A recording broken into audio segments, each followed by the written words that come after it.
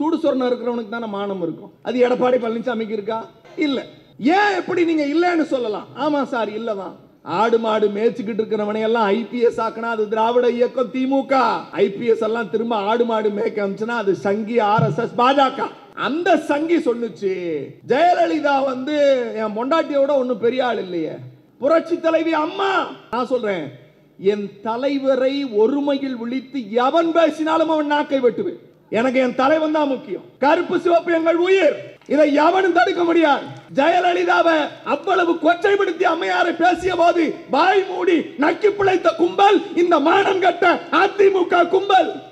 நேற்றைக்கு ஒரு செயற்குழுவில் மெரினா பீச் சும்மா தானே கிடக்குது, அங்க ஏர்போர்ட் கட்டலாமே என்கிற ஆகச்சிறந்த அறிவாளிகள் எல்லாம் முதலமைச்சர் என்று உளறி கொண்டிருக்கிற வேளையில் நான் பெயரை சொல்லி இந்த மேடையை கொச்சைப்படுத்த விரும்பவில்லை. ஏனென்றால் இந்த மேடை கருப்பு சிவப்பு காரனுடையது, திமுக காரனுடையது.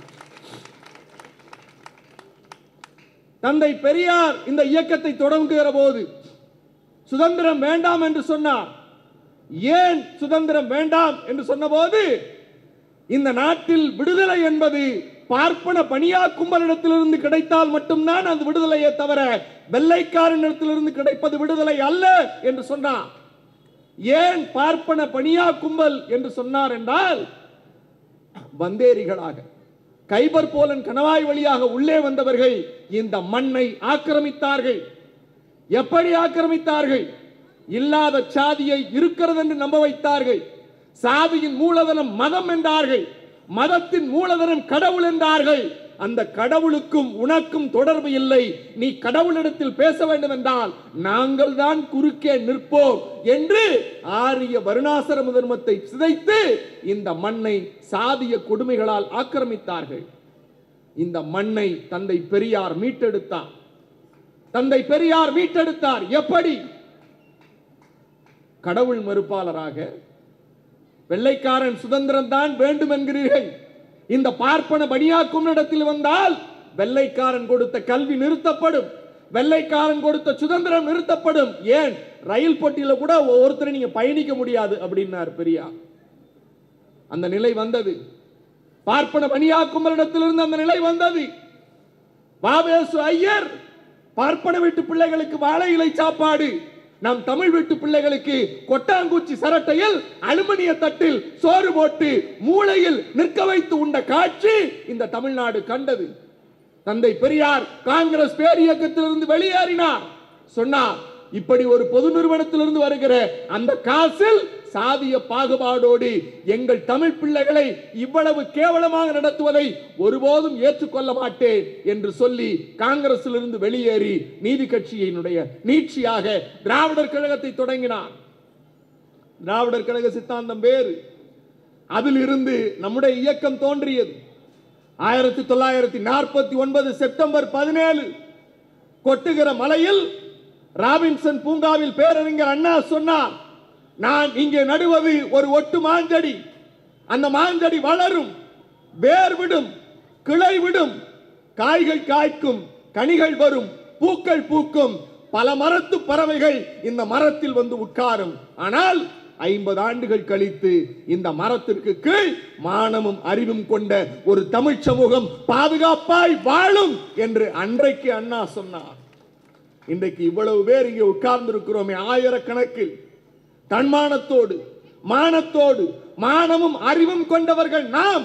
பக்கத்தில் இருக்கிறவனத்தில் சாதி கேட்காமல், பக்கத்தில் இருக்கிறவனத்தில் நீ எந்த மதம் என்று கேட்காமல் எல்லோரும் சமமாய் உட்கார்ந்து ஓரணியில் தமிழ்நாட்டை காப்பாற்ற முதலமைச்சரின் கரம் பிடிக்க இங்கே உட்கார்ந்து இருக்கிறோமே, இந்த சமத்துவத்தை சீர்குலைக்கிற பாஜக கும்பலிடத்திலிருந்து இந்த மண்ணை காப்பாற்றுகிற ஒரு போர் வீரன் உங்களை அழைக்கிறார்.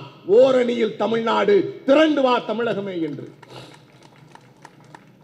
இன்றைக்கு நான் மேடைக்கு வருகிற போது முதலமைச்சர் தன்னுடைய ட்விட்டர் ஹேண்டிலில் ஒரு ட்விட்டர் போட்டிருக்கிறார். மராட்டியம்மன் ஹிந்தியும் மராத்தியும் பேசக்கூடியது. அவருடைய தாய்மொழி மராத்தி. அந்த மராத்தி என்பது சிவசேனா கட்சியினுடைய உத்தவ் தாக்கரே, பால் தாக்கரேயினுடைய பிள்ளைமார்கள் 2 பேர் பிரிந்திருந்தார்கள். பாஜக எங்க போனாலும் ஒன்னு கட்சியை பிரிப்பான், இல்ல குடும்பத்தை பிரிப்பான். கட்சியை பிரிச்சதை அதிமுகவில் பார்த்தோம், குடும்பத்தை பிரிச்சதை தைலாபுரத்தில் பார்த்துக்கிட்டு இருக்கோம். இன்னும் 2 பேர் பண்ணல, அப்பா மகனை நீக்கல, மகனை அப்பா நீக்கல, அவ்வளவு மட்டும்தான் பஞ்சாயத்து. பாஜக எங்கெல்லாம் போகுதோ, பாஜக ஒரு ஆம மாதிரி. எனக்கு நம்பிக்கை இல்லை, உங்களுக்கு நம்பிக்கை இருக்கும்னு நம்புறேன். வீடு கட்டுறப்ப ஆம வந்துச்சுன்னா என்ன சொல்லுவோம்? பதில் சொல்லுங்க, என்ன சொல்லுவோம்? உருப்படாது இல்ல. பாஜக தமிழ்நாட்டில் வந்தா தமிழ்நாடு உருப்பிடுமா? பதில் சொல்லுங்க, உருப்படாது. எங்களுக்கு பாஜகவும் அதிமுகவும் தமிழ்நாட்டுக்கு தேவையில்லாத ஆணி, தேவையில்லாத ஆணி. இங்கே பொதுமக்கள் பதில் சொல்லுகிறார்கள். மொழிமானத்தை காப்பாற்ற வேண்டும். எப்படி காப்பாற்றுவது? கடந்த முறை புதிய கல்விக் கொள்கை வந்தது. அதிமுக என்று ஒரு கட்சி இருக்கிறது. அது எடப்பாடிக்கு பிறகு அமித்ஷா திமுகவாக மாறிவிட்டது. அமித்ஷா முதலாளி என்ன உத்தரவு போடுகிறாரோ அதை இவர்கள் செய்வார்கள். இப்ப இவருக்கு Z+ பாதுகாப்பு வேற கொடுத்திருக்காங்க. இவர் படம் எடுக்க போறார் ஊர் முழுக்க போய், அதனால இவருக்கு Z+ பாதுகாப்பு. பனையூருக்கு Z+, இங்க Z+, ரெண்டையும் ஒப்பிட்டுக்குங்க. இவங்க என்ன கூட்டணிக்கு வராங்க?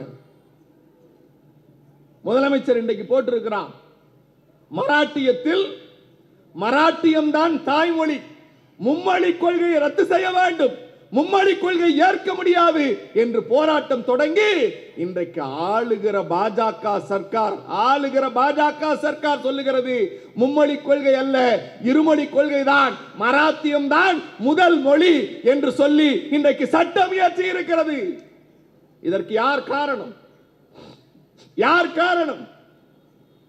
இன்றைக்கு தமிழ்நாட்டில் ஆதிக்கமா? எல்லோரும் பாருங்கள் நாட்டினரே, செந்தமிழுக்கு தீமை வந்த பின்னும் இந்த தேகம் இருந்து ஒரு லாபம் உண்டோ? விந்தை தமிழ் மொழி எங்கள் மொழி, அது வீர தமிழ் மக்கள் ஆவி என்போம்.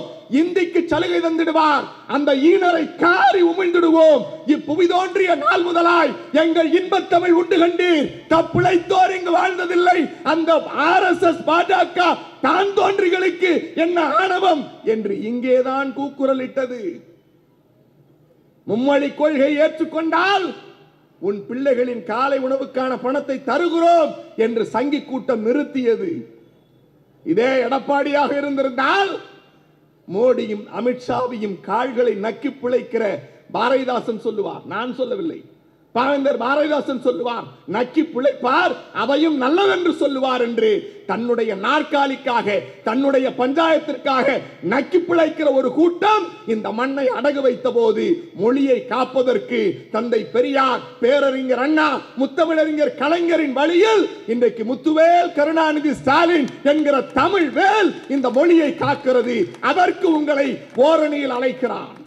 மூணாவது ரொம்ப கஷ்டம், நமக்கு இல்ல, நமக்கு இல்ல. அதிமுகன்னு ஒரு கட்சி இருக்கு, இருக்கா? மண், மொழி, மானம்.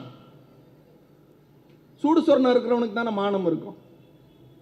அது எடப்பாடி பழனிசாமிக்கு இருக்கா? இருக்கா? இருக்கா? இருக்கா? இல்ல. ஏன் சார் இல்லைங்களா? இது ஒரு பொது மேடை, ஏன் எப்படி நீங்க இல்லைன்னு சொல்லலாம்? ஆமா சார், இல்லதான். இனிமேல் அண்ணாவை பேசிவிட்டார், நாங்க கூட்டணி விட்டு வெளியில வந்துட்டோம். அண்ணாவை பேசினா இவங்களுக்கு இவ்வளவு கோபம் வருங்கிறது அன்னைக்கு தான் தெரிஞ்சிச்சு. ஆனா அது பெரிய நாடகம்ங்கிறத பின்னாடி சொன்னோம். அப்ப ஒரு IPS அதிகாரி தமிழ்நாட்டில் சுத்திக்கிட்டு இருந்தாப்ல, தெரியுமா? தெரியுமா? யார் அது? ஆடு. திமுகவும் திராவிட இயக்கம் என்ன செஞ்சுச்சுன்னா, ஆடு மாடு மேய்ச்சிக்கிட்டு இருந்தவனுக்கெல்லாம் ஸ்கூலை ஓபன் பண்ணி, ரிசர்வேஷனை கொடுத்து, OBCன்னு கொடுத்து, மண்டல் கமிஷனை போட்டு, அந்த பக்கத்துல மாடு மேய்ச்சிக்கிட்டு இருந்த ஆடு மேய்ச்சிக்கிட்டு இருக்கவனை எல்லாம் படிடான்னு சொல்லி அவனை மத்திய அரசுக்கு கொண்டு வந்து OBC கோட்டால IPS ஆக்குனது திராவிட இயக்கம். ஆடு மாடு மேய்ச்சிக்கிட்டு இருக்கிறவனை எல்லாம் IPS ஆக்குனா அது திராவிட இயக்கம், திமுக. IPS எல்லாம் திரும்ப ஆடு மாடு மேய்க்க அமைச்சுனா அது சங்கி RSS பாஜக. இந்த நாட்டுக்கு எது தேவை நீங்க முடிவு பண்ணுங்க.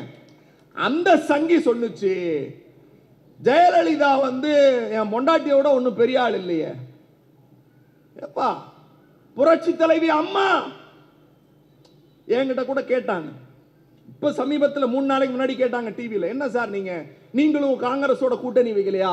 நான் சொல்றேன், என் தலைவரை ஒருமையில் விழித்து எவன் பேசினாலும் அவன் நாக்கை வெட்டுவேன். எனக்கு என் தலைவன் தான் முக்கியம். கருப்பு சிவப்பு எங்கள் உயிர். இதை எவனும் தடுக்க முடியாது. ஜெயலலிதாவை அவ்வளவு கொச்சைப்படுத்தி அம்மையாரை பேசிய போது வாய் மூடி நக்கி பிழைத்த கும்பல் இந்த மானம் கட்ட அதிமுக கும்பல். அண்ணாவை கேவலமா விமர்சிக்கிறான் மதுரை முருகன் மாநாட்டில். டேய், சவால் விடுறேன், பத்திரிகையாளர்கள்ட்ட சவால் விடுறேன், கொண்டு போய் சேருங்க. நீங்க நடத்தினது முருகன் மாநாடு இல்ல. 7ஆம் தேதி காலையில 6:15 மணிக்கு எங்க திராவிட மாடல் ஆட்சியில முத்துவேல் கருணாநிதி ஸ்டாலின் ஆட்சியில எங்க அமைச்சர், எங்க மாவட்ட செயலாளர் அண்ணன் சேகர் பாபு நடத்துகிற முருகன் மாநாட்டை போய் பாரு.